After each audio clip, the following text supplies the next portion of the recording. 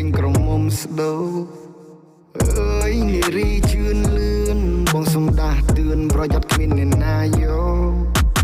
បងអ្នកថែភ្លេងខ្មែរសម័យបុរាណកល្យានបើសិនបានបងលួនឡងចង់បានអ្វីក៏បានបងសម្រិតចំណងចង់ជាមួយនឹងស្រស់ភូមិផានសម្បើកភ្លើងបៃតងឲ្យមកឆ្លងទៅត្រៃមកខាងកំឡងដូចបងស្នងវែនដូនតាថាកំឡងដូចបងចង់ព្រៀបលំងផ្កាមិនឲ្យសៅមកបំពេញបំណងចិនដា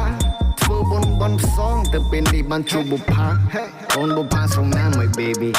សំដីបែមដូចទឹកខ្មុំព្រោះតែអូនជា queen bee you a queen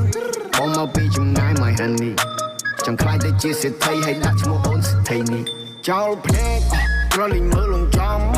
អីងរវល់ព្រៃបីដូចត្រូវថ្នាំសណ្ដំស្អាតពេកអូនធ្វើអីក៏សម